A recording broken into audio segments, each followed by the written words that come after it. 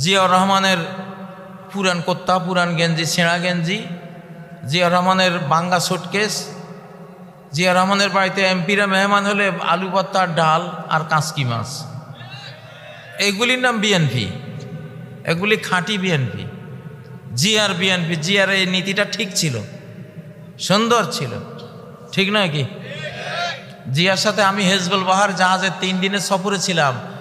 ওনাকে বললাম যে আমরা মাদ্রাসার ছাত্র, আমাদের তো স্কলারশিপ একবারে কম, আমরা ফাজেল ডিগ্রিতে, তখন আমি ফার্স্ট ক্লাস ফার্স্ট ছিলাম বাংলাদেশে, 300 টাকা। তো বললাম যে জনাব, আপনি তো এখন আমাদের বাংলাদেশের প্রেসিডেন্ট, তো আপনি এটা এই জিনিসটা দেখেন। জিয়াউর রহমান আমারে বলে কি জানেন? আচ্ছা তুমি বলো তো, ওলা তাশতারু বিআয়াতি সামানান কালিলা, এটার অর্থ কি? এখানে আমাকে উনি বললেন লা তাশতারু বিআয়াতি সামানান কালিলা, আমার আয়াতের বিনিময়ে স্বল্প মূল্য নিও না, মানে গোটা পৃথিবী নিলেও তো কম হবে। জিয়া সাহেব আমাদের বলতেছে এটার অর্থ। আমি বললাম এটা হলো যারা আয়াতের ভুল ব্যাখ্যা করে পয়সা খায়, আসলে ওইটা, কিন্তু এটাও সিটা লাগে আর কি। হেসে দিয়ে, আমরা তো তখন ছোট্ট বাচ্চা, আমার বয়স কত ছিল? 16 বছর বয়স, কিন্তু আমার জামাটা ছিল সবচেয়ে লম্বা।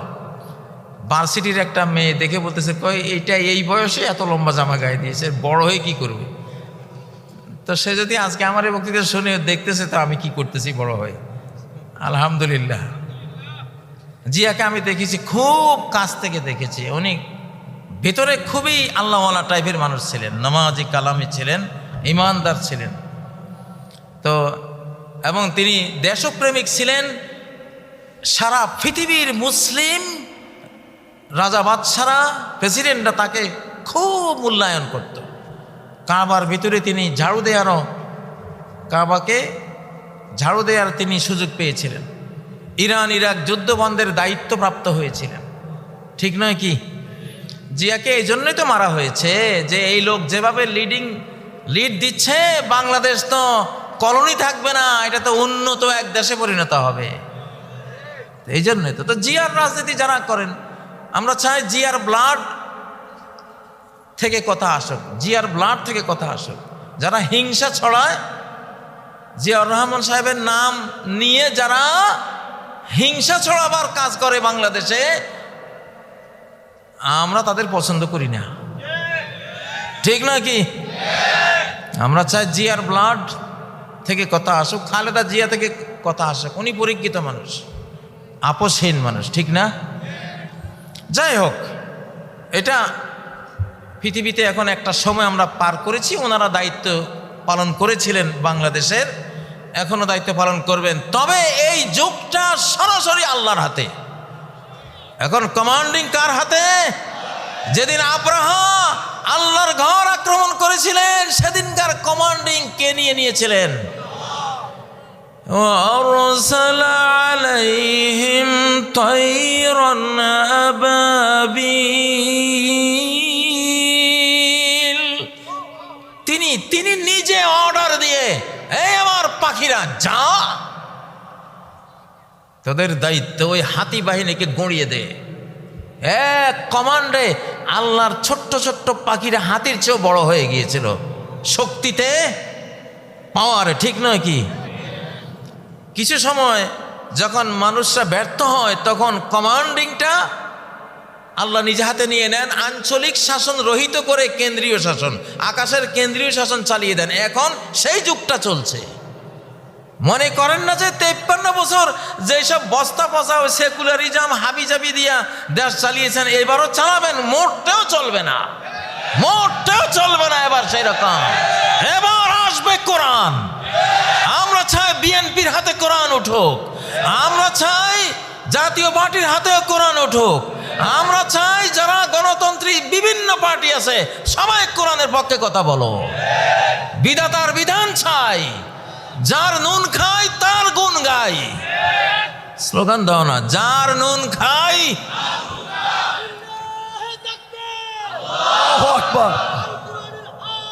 ঘরের সংসদে জানো আল কোরআনের আলো, আমরা আল্লাহর গুণ গাইব, ঠিক না? আল্লাহ আপনি শুনতেছেন সব, উনি তো সাথে আছেন, আমাদেরকে শুনতেছেন, দেখতেছেন সব, আলহামদুলিল্লাহ। আরেকটা রাজার কথা বলবো, ইনি জুলকারনাইন, গোটা বিশ্ব শাসক, বিশ্ব বিজয়ী জুলকারনাইন। রাজা হলে এরকম হতে হয়।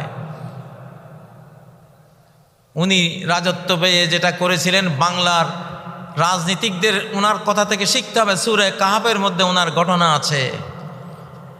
উনি পশ্চিমে গেলেন, বিরাট একটা এলাকা ওনার সামনে, ওনার দখলীভূত হলো।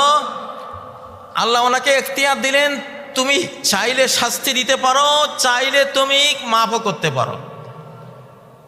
জুলকারনাইন বললেন, আম্মা মান যালামা ফাসাওফা নুআযযিবুহু সুম্মা ইউরাদ্দু ইলা রাব্বিহি ফায়ুআযযিবুহু আযাবান নুকরা। যে অন্যায় করেছে, যে জুলুম করেছে, যে নির্যাতন করেছে, আমি জুলকারনাইন তার শাস্তি বিধান করব। তাহলে বর্তমান সরকারের দায়িত্ব কি? জালিমের শাস্তি বিধান করা, দুষ্টের দমন, দুষ্টের দমন। জালিমের বিচার না করা মাজলুমের প্রতি অবিচার, জালিমের বিচার না করা মাজলুমের প্রতি অবিচার। নেকড়ে বাঘ ধেয়ে আসতেছে, বন্দুক দিয়ে তাকে না মারা, গুলি না মারা, হাজার ভেড়া পশুর উপরে অবিচার না অবিচার। জালিমের বিচার করতে হবে, জালিমের বিচার মজলুমের প্রতি সুবিচার। জুলকারনাইন আরেকটা কাজ করেছেন, ইন্না ইয়াজুজ ওয়া মাজুজ মুফসিদুনা ফিল আরদ।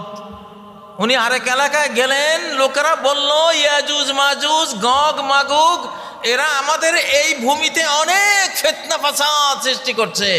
আপনি ওদের মধ্যে আমাদের মধ্যে একটা বাঁধ দিয়ে দেন, অন্তরায় তৈরি করে দেন, বাধার বিন্ধ্যাচল দাঁড় করিয়ে দেন, যাতে করে আমরা বাঁচতে পারি। তাহলে রাষ্ট্র সরকারের আরেকটা দায়িত্ব এখানে পাওয়া গেল।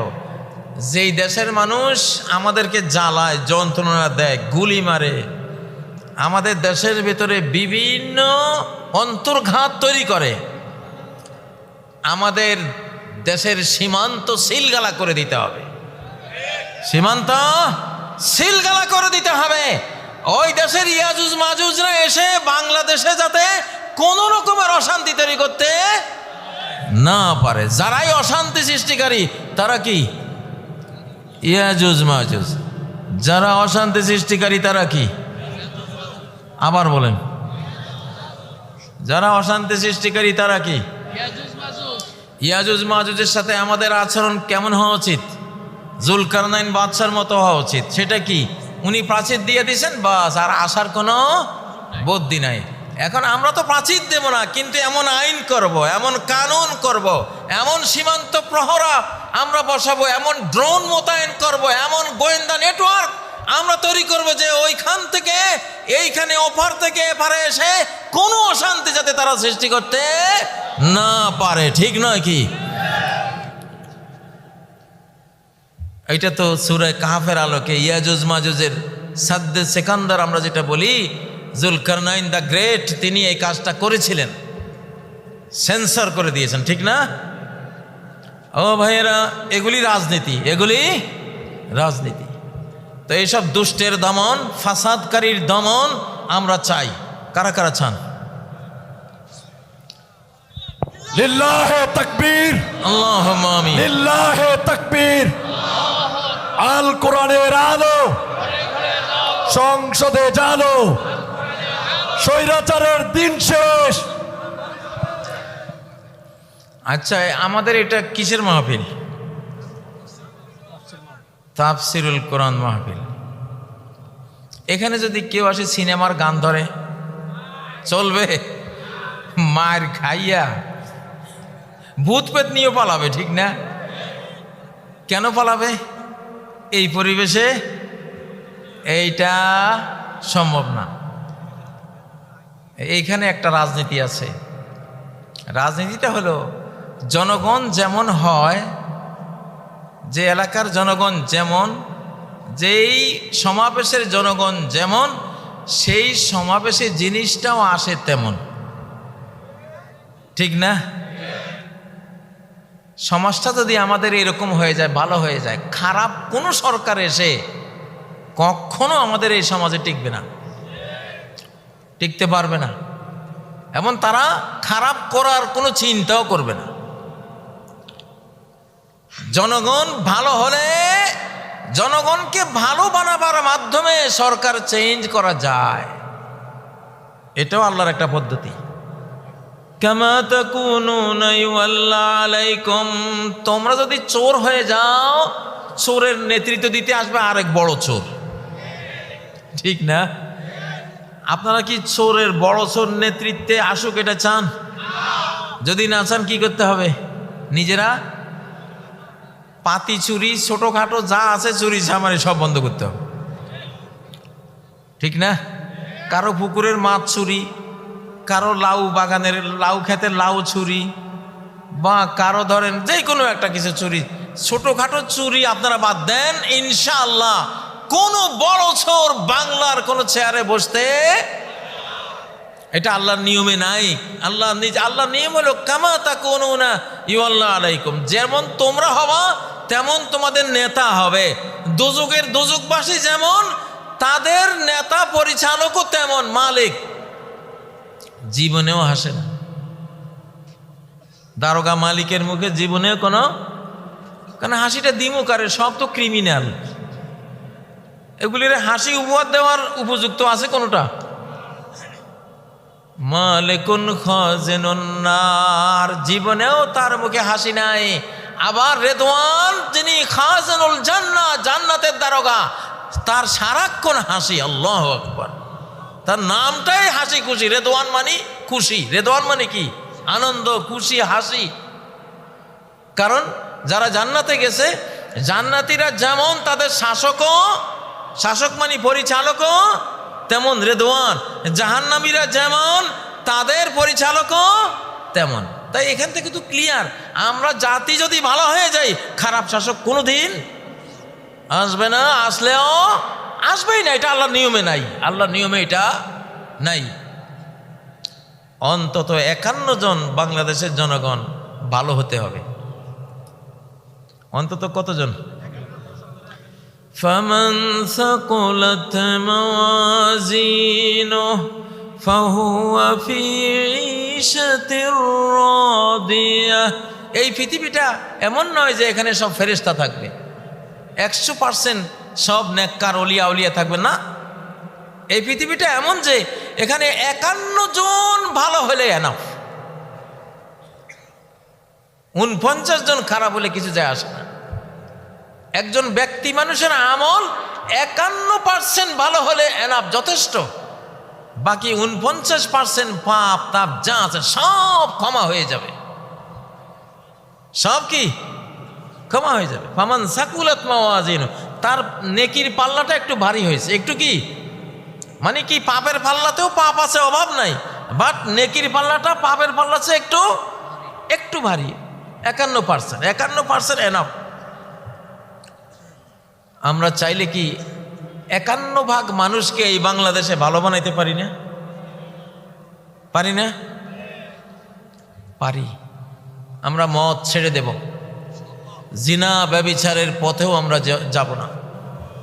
একটা নারীকে ঢাকার অর্থ হলো রাষ্ট্রকে ঢাকা, একটা নারীকে সেভ করার অর্থ হলো রাষ্ট্রকে সেভ করা। এটা বিশাল এক রাষ্ট্রবিজ্ঞান এই নারী জাতির মধ্যে নিহিত আছে। পৃথিবীতে যত ল্যান্ড আছে সব মাদার ল্যান্ড, সব কি মাদার ল্যান্ড। ফাদার ল্যান্ড আছে? বাংলাদেশ আমাদের ফাদার ল্যান্ড না মাদার ল্যান্ড? হ্যাঁ, যে মায়ের নামে ল্যান্ডটা পাচ্ছেন আল্লাহর কাছ থেকে, সেই মা জাতি সেফ মানি ল্যান্ডটাও কি সেফ। সেই মা জাতি সুরক্ষিত মানি ল্যান্ডটাও সুরক্ষিত। এটা কোরআনিক থিওরি দিলাম, আজকে আর লম্বা কথা বলতেছি না এটা নিয়ে। আমি অন্যান্য মাহফিলে বলেছি এটা নিয়ে অনেক কথা। এটা বিশাল একটা রাষ্ট্রবিজ্ঞান। পৃথিবীতে ফাদার ল্যাঙ্গুয়েজ নাই, মাদার ল্যাঙ্গুয়েজ, মায়ের সাথে জড়ানো রাষ্ট্রশক্তি, জন্মভূমি এবং মাতৃভূমি ইত্যাদি সবই মায়ের সাথে জড়ানো। এই জন্য মা জাতিকে সেফ যারা রাখে তারা রাষ্ট্রকেও সেফ রাখতে পারে। ইহুদি জাতি মা জাতি সেফ রাখতে পারে নাই, নষ্ট করে দিয়েছে, এই জন্য তাদের রাষ্ট্রও নাই। সোভিয়েত ইউনিয়ন সমাজতন্ত্রীরা তারা তাদের নারী জাতিকে সেফ রাখে নাই, সবগুলিকে বাজারি বানিয়ে দিয়েছিল। তাদের সাম্রাজ্য ৬০-৭০ বছরে শেষ, ধ্বংস হয়ে গিয়েছে। ইউসুফ আলাইহিস সালাম জুলাইখাকে রক্ষা করেছিলেন, জুলাইখার প্রস্তাবনা সত্ত্বেও রক্ষা করেছিলেন। এই জন্য ইউসুফ মিশরের রাজত্ব পেয়েছিলেন।